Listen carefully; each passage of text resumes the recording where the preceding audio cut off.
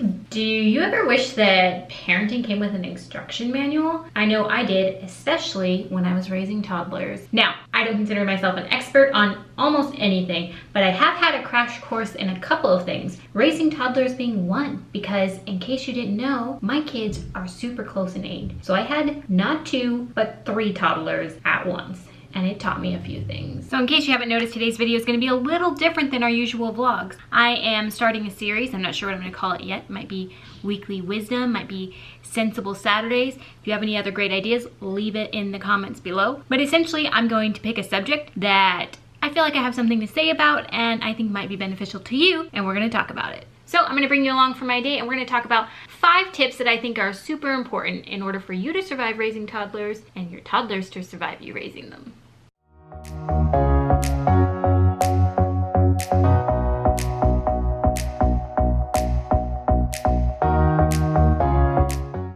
So tip number 1 that I want to talk about is that toddlers learn by exploring their environment and the world around them. This means they're going to touch everything. You can use this knowledge to adjust how you're going to decorate and set up your home. So when my kids were little, being that there were 3 of them, I knew there was no chance I was going to be able to keep them out of everything I didn't want them into.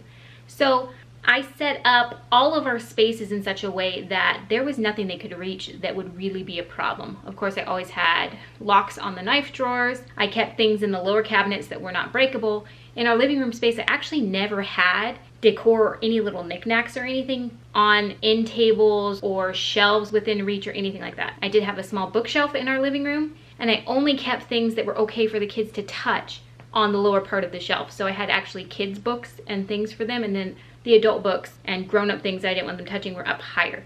And then of course I also bolted the bookshelf to the wall, because safety first, especially when you have little babies running around, people. The other thing I found helpful about keeping this information at the forefront of my mind is when considering whether or not to give any kind of correction for anything. Now, I am the kind of parent that I think there should be rules, boundaries, limitations for kids, even toddlers within reason. But when it comes to their natural tendencies, I think the foolishness of a child versus outright defiance are very different things and should be treated accordingly. So if a child was into something that they weren't supposed to be into, especially at that age when we know that's how they're learning, then we used redirection and the art of distraction to keep them away from the things that we didn't really want them into. Yes, the chairs in my room are just a catch-all. People don't sit on chairs in bedrooms, right? They're literally built for laundry, I'm pretty sure. Thumbs up this video if you throw laundry on any chair in your room.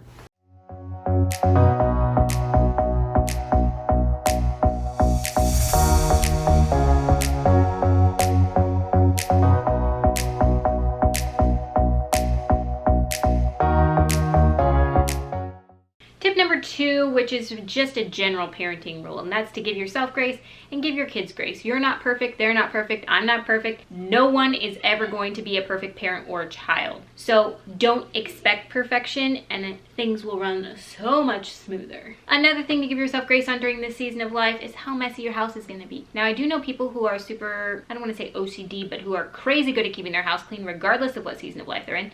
That wasn't me. My house was messy all the time. I was struggling just to keep up with life and raising kids and adjusting to being a wife, because we had all 3 of our kids within the first 4 years we were married. So it was boom, boom, boom, big adjustments all at once. And honestly, it took me some time to get into my groove. Sometimes I'm still not in a groove. You know, that's life. Potty training can also fall into this category. Now, I feel like society has some pretty stringent guidelines on when your kid should be potty trained by, and that is not going to look the same for everybody. I had some extremely difficult to potty train children, and at one point I was pretty sure that one of them, I'm not going to name names, was never going to be potty trained. I was just like, you know what, if he ever decides to use the toilet, that was a hint. Fine, but I give up. And then guess what? That child just decided to be potty trained, and then it was like, that overnight. No wetting the bed, no accidents, done. And I can tell you it was definitely not by 2.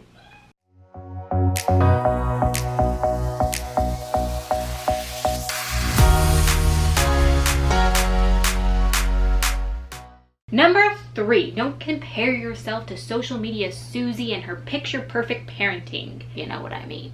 When you look at my Instagram, there's some beautiful photos. What you don't know is in some of those photos, kids were having attitudes in between. Sometimes somebody might have been picking their nose or something, you know what I mean? You never know. You can't see that stuff through a picture, especially when parenting toddlers, when there's lots of emotions flying all over the place, and kids who don't fully understand you quite yet, and you're just trying to maintain order, looking on social media and seeing someone else's life that looks oh so perfect in those moments where you're struggling doesn't do anything good for you. Don't do it. Just don't, okay?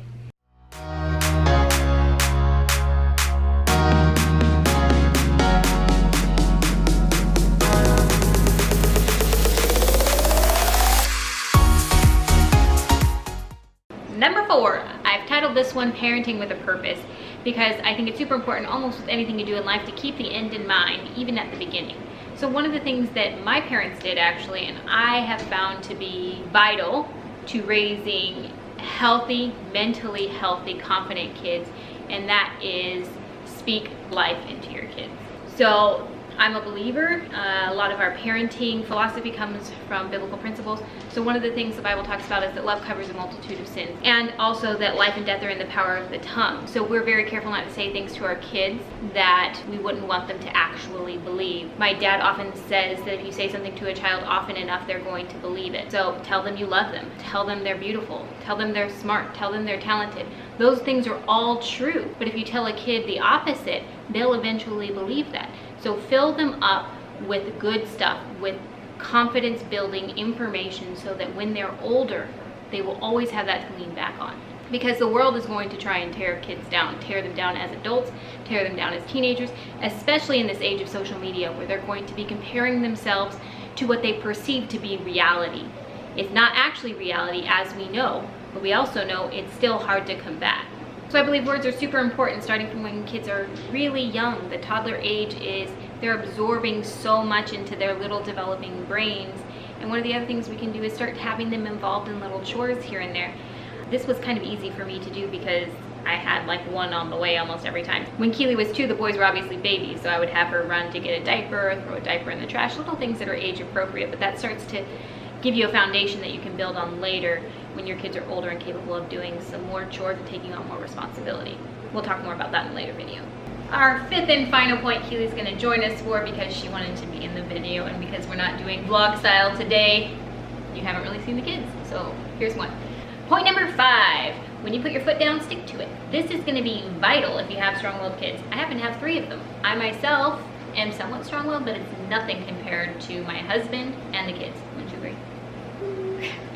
Some kids are going to be what we call people pleasers, where they are much easier to get through to because they naturally want to please you. Even a raised voice or just even a sense that you're upset will affect them. I don't really have kids like that at all. My mom was one. I was like that as a child, but I was also hard-headed. I was a hard-headed people pleaser. So if I put my mind to something, it's usually because I have a strong sense of justice. I felt like I was being wronged by whatever, then I would really put my foot down. And I almost feel like that created stronger conflicts because my mom wasn't used to me doing that. So when I did do it, I think it was very off-putting to her. That's neither here nor there. We're talking about toddlers. Specifically with toddlers, structure and rules are very important for kids to feel safe. So if you're constantly changing what you said after you said it in order to give them their own way, then you're taking away that structure and sense of stability that they really need. It also can affect them when they're older. We've taught them all growing up that if they just kind of whine enough, have a bad attitude, throw a temper tantrum, that they don't have to do what they're told, it can make it difficult for them to hold a job, because there's always, generally, unless you raise an entrepreneur, there's almost always going to be somebody in charge of you to some extent, whether it's with college and schooling, whether it's with a job. So if you can't follow through because you've always learned that if it's just not something you want to do, you don't have to do it, then it's just going to make life more difficult on the whole. That kind of coincides with the whole parenting with a purpose that we discussed earlier. Of course, our kids are just toddlers at this age that we're talking about, but even those little foundational things are items that we can start to build on for when they're older and ultimately when they're adults, hopefully contributing to society as wonderful, loving, beautiful members. Okay, those are my 5 top pointers for raising toddlers and surviving those somewhat difficult years. If you like this kind of video, be sure to thumbs it up so I know you like it, and leave a comment down below. We would love to hear your ideas. Of course, I can always try and get Kevin involved in these videos too to hear his perspective on things.